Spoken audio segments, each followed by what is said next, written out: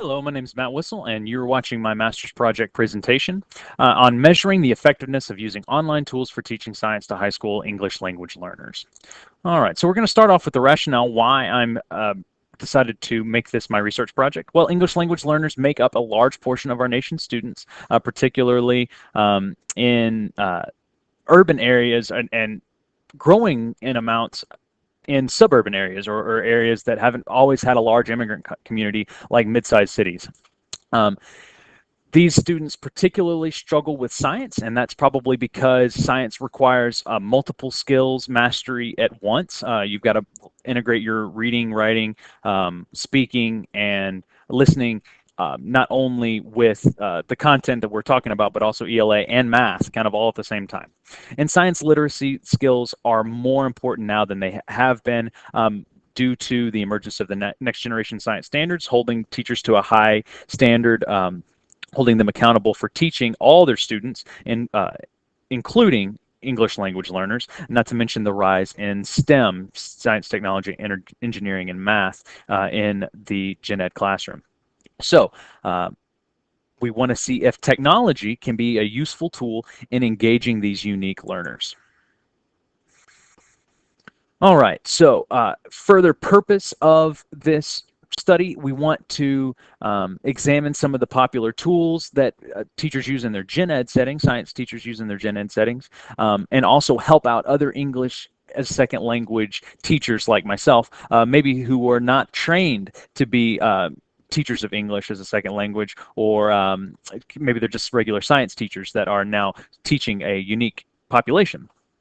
We also want to look specifically at high school students, as there's kind of been a gap in the literature, and as well as a gap in the literature about a classroom that has more than one first language. You know, it's a different teaching a classroom of all Spanish speakers than it is a classroom of 4 or 5 different languages that are all spoken at the home. All right, so we're looking at a research question that asks, does the use of online educational tools, specifically quiz games, lab simulations, do those improve science unit scores of English language learners? And my alternative hypothesis is that they do, that online simulations and quiz games would improve science unit scores for English language learners here at Westerville North in the 2017-2018 school year. I'm not trying to branch out too much. My research is very specific to my circumstances. My independent variable, as I would teach my physical science classroom, an independent variable is the thing that you change. In that, what I'm changing here, what I'm in control of, is the students in my class, or which classes of mine are getting specialized online tech-heavy instruction. So the participation in the science unit featuring the online tools. The other class will get a more standard gen ed, or not standard unit of instruction. My dependent variable, how am I measuring the change, is I'm looking at the final assessment score. So I've got the same assessment for both classes. All right, so just some further definitions. An online lab, when I say that, I'm talking about computer programs that simulate a laboratory setting, specifically those that come from explorelearning.com, also known as Gizmos, or possibly simulations from phet.colorado.edu. Those are both 2 that I've used in my classrooms. Another definition would be of quiz games. And when I'm talking about quiz games, I'm talking about online question sets that afford students immediate feedback in a format that's designed for fun, or maybe competition. Things like Quizizz, Kahoot, Nearpod. I'm sure there's more, but I kind of lump them all together as quiz games. I've also got English language learners as a definition. I'll use it interchangeably with ESL, English as second language, ELLs and ESL students. These are the ones who have been identified as those who would benefit from a specialized sheltered instruction. In particular, in my class, you have to be emergent to intermediate English speakers. So these aren't kids that have a little bit of an accent. These are kids that have been ruled to be below intermediate in at least one area, writing, reading, listening, or speaking. Unit test scores when I'm talking about that, I'm just talking about a test at the end of the unit. They'll take a 32 question assessment, and what is their score? What is their average on that? All right. So we're going to look at the lit review, just a very abbreviated lit review here. When it comes to educating all ELLs, there's two major strategies. One is primarily based on immersion, so you're just teaching your kids in English, but using a lot of visuals, maybe puppets, maybe manipulatives, a lot of visuals, and trying to scaffold them wherever they can. Really is very helpful if there is a base amount of English knowledge, but it's a little bit more tough for emergent speakers. Dual language instruction is the other common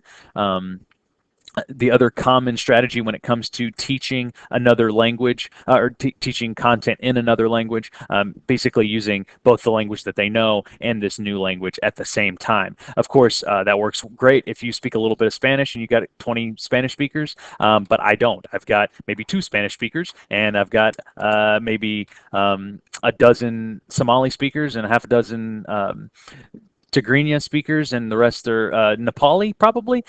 So tough to do in my classroom. We use a lot more of the immersion strategies. So when it comes to using technology, what are some of the most effective strategies? What we find is obviously kids like and are gravitating towards technology, which is super helpful, especially if you've got devices for each student. It allows you to differentiate instruction. If you've got enough that maybe students can take home, you might be able to run a flipped classroom, but I've found that to be very difficult. Even a blended classroom would be very hard because you don't necessarily have enough or can't count on students to have the technology outside of the classroom. So what are maybe some techniques you can do in class? All right, so when it comes to technology that works for science classrooms in your ESL class, what it has been shown to really work are these collaborative online projects. So you've got your students all kind of hooked up on an LMS, a learning management system. You've got an online curriculum. They're receiving content. They're playing games. They're talking with each other in whatever language, particularly in English as well. So they're able to use their writing and reading skills in addition to just listening skills. Very useful. Also takes a lot of setup. What are some other strategies? Well, we can use Quizlet, which is a great tool. It's online flashcards, great for vocabulary. You've got Gizmos, which we've already talked about, and online instructions. So putting out videos, animations, things that they can interact with. Maybe they can pause, maybe they can rewatch, and take their time with. And that's what some of the things that we specifically looked at with my research. I say we, with my research. All right, so what did I do? It was a practical action research design, randomized control group. We did a post-test only. We didn't do a pre-test here. My kids were all, I had 32 kids split up into between 2 classes, randomly based on the classes. What we found is that there was no significant difference in the ability of those 2 classes. But they both received an ESL sheltered instruction. And as far as instrumentation goes, we did a 32 question physical science assessment. So we looked at motion, and that was the motion test at the end. We also gave a student survey just to see how did they enjoy the unit, what did they think about it. There wasn't any short answer or anything like that, just basically rank on a scale of 1 to 5. How did you find the unit of instruction? And then we also just made sure that we tracked when everyone was there. All right, so what exactly did I do? Well, so I have 2 class periods. One was my second period did not receive any technology enhanced instruction, just a standard instruction. I gave my notes traditionally up in front of in front of a smartboard, so I guess it's not that traditionally. I gave guided notes. I gave a review guides, worksheets. We did a regular standard lab. I actually did the one lab with both classes that I think was more fun, but then I did it kind of a reduced lab with my non-tech class. With the other class, I did an online lab instead. I also played, we instead of a review guide, I did more of the quizzes type review games, and I videotaped my lectures and I let them watch them in class as long as they had headphones and well, if they did or they didn't, they would watch them in class and take their notes like that and have those lectures. So each class did roughly the same thing, but with a little bit of difference. One has more technology, and each class basically it took the same assessment at the end of the unit. All right, so what did we actually see? So we've got some interesting data. My sample size is pretty small. What we saw is that 7 out of the 12 students that were not in the technology enhanced classroom did better on their final assessment than was expected of them. And by expected, I'm talking about a average of their previous 3 exams, which is actually better than the group who was technology enhanced. That group, only 8 of the 21 kids in that class scored better, which honestly surprised me. But I mean, that's how the data falls. And as a science teacher and as a science student, as a scientist, I know that I'm not going to try to mess with that data. But I can see if that data was significant. And what I found is that it was not just on a basic 2-sample t-test. We had a pretty low p-value, and the significant difference, there was not a significant difference there. I accept my null hypothesis. As far as the survey goes, what the students said about the classes, there was you can see that this scale is not 100%, but on a scale of 1 to 5, students overall enjoyed the technology enhanced unit better. They also felt like they understood and learned better from the video lectures than they did from just my standing up lecture. So that's encouraging, at least that the kids thought that they did better from that. And then we also saw, but we did not see a great difference in the activities, particularly the lab activities. They pretty much liked them the same, which kind of goes to show that students might be able to, if you're strapped and you're not able to provide a full lab experience, a online lab can be just as enjoyable to those students. So just in summary and in conclusion, we didn't see a whole lot of difference between the 2 methods. Students seemed to be more excited about those technology field lessons, but this is probably not a great option for a blended learning environment since we don't have a whole lot of technology we can share around.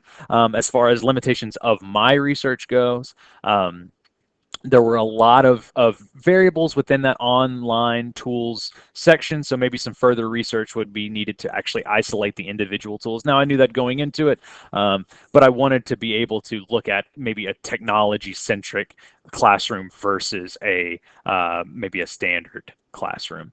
I would also say there's probably collective bias on my survey data. You've got a lot of these kids are pretty people pleasers. They don't want you to feel bad, even if it's a anonymous survey.